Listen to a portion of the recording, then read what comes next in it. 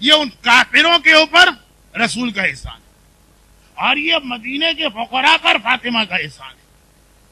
اب عقل کہتی کہ جب اللہ کے رسول نے اور رسول کی بیٹی مکے اور مدینے، کیونکہ مکے کے یہی کافر جن کی آج اتنی مدد کی گئی، یہی کلمہ پڑھ کے بعد میں مسلمان ہو گئے، جس مکے اور مدینے پر اتنا احسان ہے رسول زادی کا، اس کا کتنا احترام ان لوگوں نے کیا۔ بار بار کہا ہوگا کہ جب ہم کچھ نہ تھے اس وقت آپ نے واقع کر کے ہمیں پالا۔ آج اگر ہم صاحب اقتدار ہیں، آج اگر ہماری اچھی حالت، تو آپ کے احسان کو کم از کم اتنا تو یاد کریں کہ اگر آپ کو کچھ نہ دیں تو کم سے کم آپ کا وہ احترام تو رہے۔ جو میں نے 2 دن پہلے جملہ کہا، فاطمہ کو اس سے اتنی تکلیف نہیں پہنچی کہ میرا گھر جلا دیا گیا، یقیناً بڑی مصیبت، اس سے اتنی تکلیف نہیں پہنچی۔ اتنی کے لفظ پہ توجہ دیجیے گا، بعد میں غلط فہمی نہ۔ فاطمہ کو اس سے اتنی تکلیف نہ پہنچی کہ میرے پہلو پہ کوڑا مارا گیا، فاطمہ کو اس سے اتنی تکلیف نہ پہنچی میرا بیٹا محسن ماں کے پیٹ میں شہید کر دیا گیا۔ فاطمہ کو جو تکلیف زیادہ پہنچی وہ 2 جملوں سے۔ پہلا جملہ یہ ہے کہ رسول کی بیٹی، ہم آپ کو سچا سمجھتے ہی نہیں، آپ دولت دنیا کے لیے جھوٹا دعویٰ کر رہی ہیں۔ جو شادی کا لباس شادی کی صبح اپنے بدن سے اتار کے غریب کو دے دے، اس سے کہا جائے کہ آپ صدیقہ ہیں ہی نہیں۔ مباہلہ میں عیسائی تک جس کو دیکھ کر پکار اٹھیں کہ ایسے سچے چہرے نہیں دیکھے، اور کہا جائے کہ ہمیں نہ آپ کے دعووں پہ یقین ہے نہ آپ کے گواہوں پہ یقین ہے۔ علی بھی غلط، حسین بھی غلط۔ اور دوسرا جملہ جس نے فاطمہ کے دل کو بہت تکلیف پہنچائی وہ یہ کہ چلو جو کچھ تمہیں کرنا تھا کیا، جب پابندی لگا دی کہ آپ مدینے میں بیٹھ کے باپ کا ماتم بھی نہیں کر سکتے، یہاں تو کچھ مانگ بھی نہیں رہی، چلے وہاں تو تھا کہ فدق کا مطالبہ تو کیا نا، کم ماتم بھی نہیں کرنے دیں گے۔ بیت الحزن کے علاوہ آپ مفاتیح الجناح میں شیخ عباس قمی نے جہاں شہدائے احد کی زیارت لکھی، وہاں یہ جملہ لکھا ہے کہ عمر ابن لبید انصاری کہتا کہ احد جو زمانے میں جنگل تھا بہت دور، میں ویسے ہی گزر رہا تھا، دیکھا کہ قبر حمزہ پر فاطمہ بیٹھی ہوئی گریا کر رہی ہیں، ایک جملہ میرے کان میں پڑا، میں نے کان بند کر لی، نامحرم، لیکن کہا کہ شہزادی آپ ایسا گریا کر رہی ہیں جس نے میرے کلیجے کی، جس نے میرے دل کی رگوں کو کاٹ کے رکھ دیا۔ کہا کہ اے عمر، اگر مجھے مدینے میں اپنے بابا کا ماتم نہ کرنے دیا گیا تو کیا میں اتنا حق بھی نہیں رکھتی ہوں کہ ویرانے میں آ کر اپنے دادا کی قبر پہ ماتم نہ کروں؟ فاطمہ کو جو زیادہ تکلیف پہنچائی، جس کے لیے میں نے بطور دلیل بھی ایک جملہ کہا تھا کہ فاطمہ نے کسی مصائب پہ وہ بات نہیں کہی جو اس دن کہی جس دن ماتم سے روکا گیا، جب میں بابا سے ملوں گی تو پہلی فریاد کوڑے کی کروں گی، محسن کی کروں گی، پہلوے شکستہ کی کروں گی، جلے ہوئے دروازے نہیں، پہلی فریاد کروں گی بابا، امت نے آپ کی بیٹی کو باپ کا ماتم بھی نہ کرنے دیا۔ وہ فاطمہ کے فاطمہ نے، فاطمہ کی ماں نے، فاطمہ کے باپ نے اتنے احسانات ان پہ کیے، اور حالت یہ ہو گئی کہ جسمانی تکلیف بھی اپنی جگہ ہے، اور یہ جو روح پہ کوڑے لگے ہیں، یہ 2 جملے، دن بدن فاطمہ زیادہ سے زیادہ کمزور ہوتی جا رہی، یہاں تک کہ ایک وہ وقت آ گیا کہ اب فاطمہ نماز کے لیے بھی بستر سے نہیں اٹھ سکتی ہیں۔ دیکھیے، اس سے پہلے وہ وقت آیا تھا کہ اب فاطمہ بیت الحزن بھی نہیں جا سکتی، لیکن حجرے میں نماز پڑھتی تھی۔ کیسے میں بتاؤں کہ فاطمہ یہ نماز کیسے پڑھتی تھی؟ حجرہ سیدہ کوئی بہت ہی لمبے چوڑے اتنے بڑے ہال کا نام نہیں، وہ مختصر سی جگہ ہوگی، 2 ستونوں سے لے کے ممبر تک اتنا سا حجرہ۔ وقت نماز آتا ہے، فاطمہ مصلی کی جانب چلتی ہیں، مگر اس طرح چلتی ہیں کہ ایک ہاتھ دیوار پر ہے، دوسرے ہاتھ سے ٹوٹی ہوئی پسلیوں کو سنبھالا، ٹوٹی ہوئی پسلیوں کو سنبھال کے ایک ہاتھ دیوار پہ رکھ کے فاطمہ مصلی پہ آتی۔ لیکن عزاداروں، جس شہزادی نے ٹوٹی ہوئی پسلیوں میں بھی نماز قضا نہیں کی ہے، اس کے چاہنے والے کیا کبھی نماز چھوڑ سکتے ہیں؟ پھر وہ وقت آ گیا کہ اب اتنی طاقت بھی نہیں ہے کہ دیوار کا سہارا لے کے ٹوٹی ہوئی پسلیوں کو سنبھال کے مصلی تک جائیں. اب بستر پر بیٹھے بیٹھے نماز پڑھی جاتی ہے. اپنے اور میرے انداز سے اہل بیت کو نہ سمجھیے. اہل بیت کے یہاں سب سے بڑی قیامت ہے اگر کبھی وہ بیٹھ کے نماز پڑھے, کیونکہ نماز تو ایسی عبادت ہے کہ مولا کے پاؤں سے تیر کھینچو پتہ بھی نہ چلے.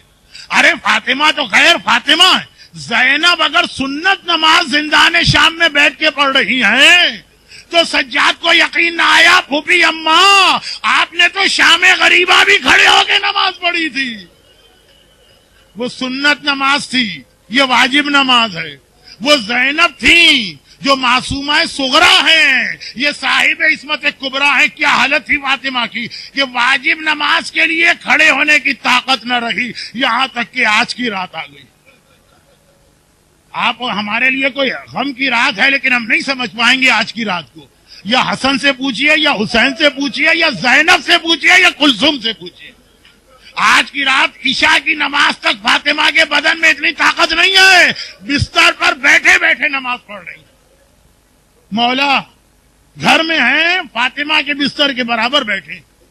فجر کی نماز کی اذان آئی, مولا صرف نماز پڑھنے مسجد میں گئے, اور جب واپس آئے تو کیا منظر دیکھا.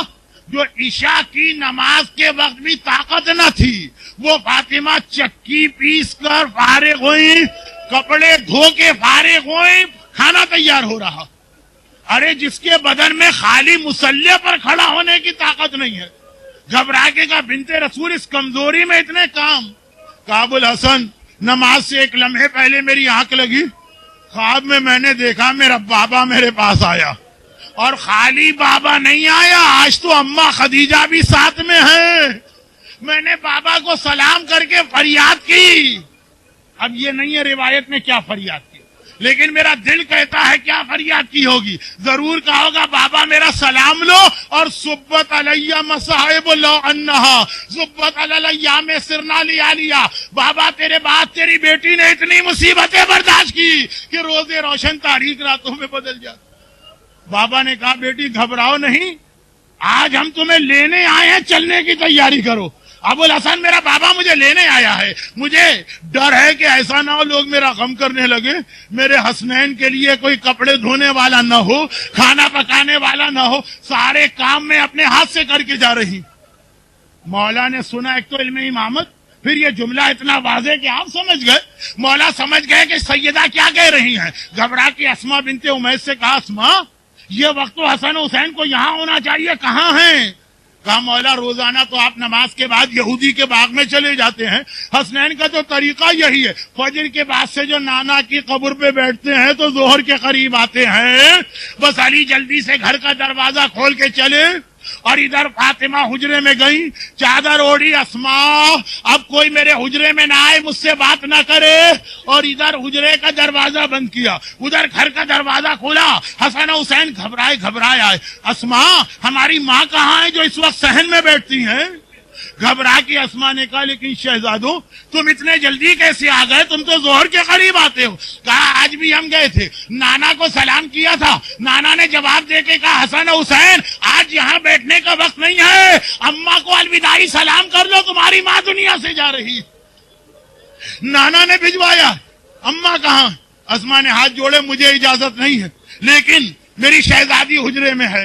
دونوں شہزادے حجرے میں آئے. بات کو مختصر کروں, حسن بڑا بیٹا ہے, بڑے بیٹے ذرا سے زیادہ سنجیدہ ہوتے ہیں, ماں کے پائنتی جا کے بیٹھ گئے. حسین چھوٹا بیٹا ہے, ماں کے قریب آیا, ایک بار کہا اماں میرا سلام لو, کوئی جواب نہیں ہے.